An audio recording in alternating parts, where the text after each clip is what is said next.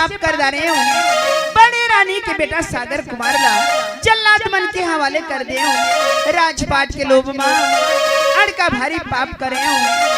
आओ जब राजकुमार सागर ला खोजे बर मोर स्वामी की आज रे लहुट के नहीं आवत है।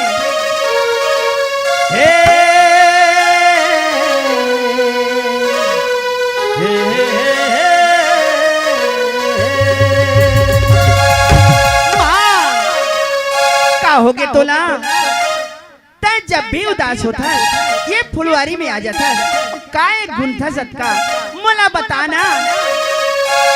अरे मधु कुंवर मैं तोला कैसे बतावा बेटा, अब बता देना वो। मधु कुंवर